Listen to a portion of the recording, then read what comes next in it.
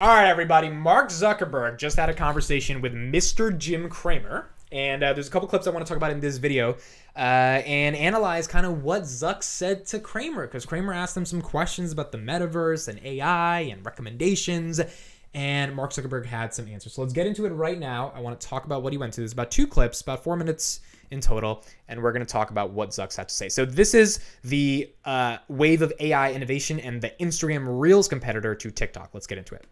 We're basically positioning our company to ride this wave of AI innovation, and it just makes all of these different services better. So we're making big investments in this, and we're going to keep on doing that. Obviously we'll modulate it a bit if there's a recession, but we're going to keep on investing pretty heavily in this. We just brought online the AI research supercluster, which we believe is going to be the fastest AI supercomputer when it's fully built out later this year, so that our researchers can build new and bigger models to both make the ranking and recommendations across our social media services and ads better. So I mean, we're going hard at this, and I think that that's the right thing to do, because there's a lot of innovation to be had, and a lot of improvements in all these services. Well, I think that as someone who was using commercially Reels, it's gotten better. Now, maybe that's AI, and I think that people are just saying that TikTok has run over you, $12 billion potential. The changes I've seen in the last even 6 weeks indicate that may not be as much of an unfair fight, and that Reels is doing better than people think. So this is a good question by Cramer asking Zucks about TikTok and Reels. Look, a lot of investors are worried. The reason Meta's at 157 right now, even though the market's rallying, and Meta's below at its lowest it's ever been in since it's at its 5-year average, flat for 5 years since 2017, is primarily because a lot of people think TikTok is taking attention from Meta. And if TikTok's taking attention from Facebook and TikTok's taking attention from Instagram, where is ad spend going to go? I mean, if TikTok did $11 billion in ad revenue, which is 3 times more Snapchat and Twitter combined last year. There's a lot of ads. A lot of people ran a lot of ads on that platform. And if the attention is leaving from social-based friend graphs into algorithmic feeds of user-generated content on TikTok, then it's a fundamentally different paradigm. Yeah, I mean, Reels is doing quite well, and I think it's going to continue doing well. I mean, we're basically seeing a couple of big trends there. One is growth of video, where we talked about before how people want to express themselves and consume content in the richest format. So going from text to photos to videos is really the main thing right now. And then I think eventually we'll get to immersive content, but today we're really primarily video. So there's that big tailwind. And then the other one is we're basically shifting from having most of the content that you see in Facebook and Instagram come from your friend or follow graph to now, over time, having more and more of that content just come from AI recommendation. So again, what Zuck says there is like there's going to be a lot of content recommendations on the TikTok, on the Instagram Reels platform that's not going to be coming from your friends and social graphs, which is what the majority of how they've done it for the past couple of years. Forever, it's not going to become algorithmically recommended through AI, which is great for creators. Make no mistake about that. It's phenomenal for creators because now creators have a better opportunity to get discovered in the home feed, which is the most precious real estate for attention that you can get at if you're a content creator. So that's a good thing for creators. Now, the problem is, and I talked about this a couple of days ago, if Facebook is trying to do to TikTok what Google Plus did to Facebook, which is Google Plus tried to emulate the social graph, and Facebook's trying to get rid of their social graph and emulate the TikTok algorithmic curation graph, then there might be a problem if they can't really execute correctly. It's getting a lot better. Instagram's a much better product than Google Plus was. Instagram Reels is a lot better. But ultimately, we're going to have to see if they're able to overtake what TikTok's been able to do.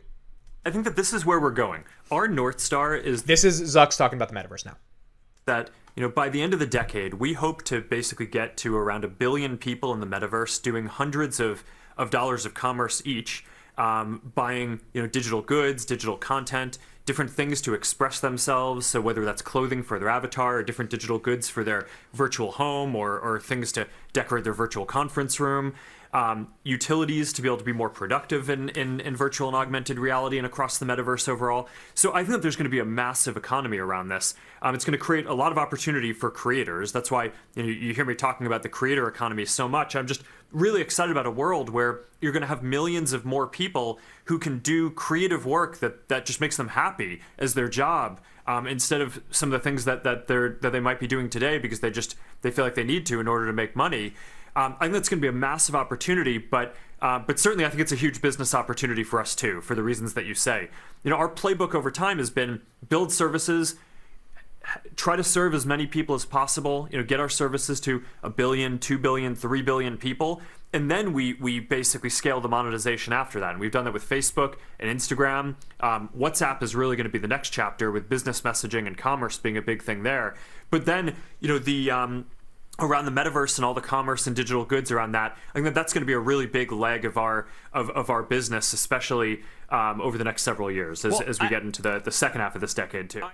So this is a really interesting part. The reason I wanted to look at that clip is because there's a couple things he said there. Number one, Facebook really hasn't monetized WhatsApp, if you think about it. Like, they haven't put in their full effort into making WhatsApp a really, really commercial viable product. They have about 400 million daily active users on that. And WhatsApp, I'm Indian, and if anyone knows about WhatsApp in India is the premier platform for people to be able to use from a messaging perspective. So, and the same thing as Brazil. So, like, WhatsApp is one of those universal things around the world that people use for messaging, especially if they don't have an iPhone.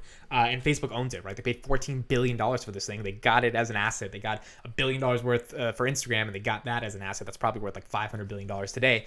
So they have a lot of moving parts to their business. So the problem is, do investors feel that they can effectively monetize this with the headwinds of TikTok and the slowing down of the advertising business and the metaverse stuff? Like, ultimately, investors have to believe Mark's vision that by 2030, there will be 1 billion people inside of the metaverse and doing hundreds of dollars worth of commerce.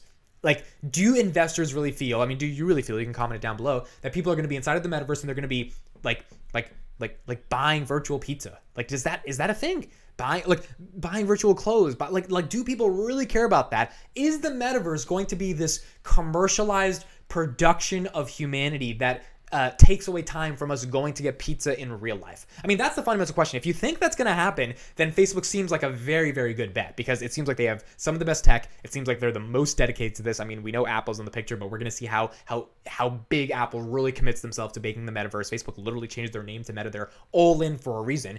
And if you think that it's the next generation of computing, then it's a decent bet right now, especially with Facebook being just massively slashed in terms of its share price. The question is that going to happen? And is that going to happen at the expense of its ads business, with an upcoming recession kind of likely happening? How do investors feel confident that they can hold on to Facebook stock at 150 and not be scared that it drops even lower than this when a recession happens? If the S&P goes from 370 to 340, Facebook's probably not staying at 150. And if their advertising business suffers as well, because the attention is shifting to other different mediums of engaging with content. So it's a really interesting struggle. It's a really interesting dynamic. I think this interview that Jim Cramer had with Zucks let us know that Zucks is thinking of the metaverse as this real commercial potential for 1 billion people to be able to use.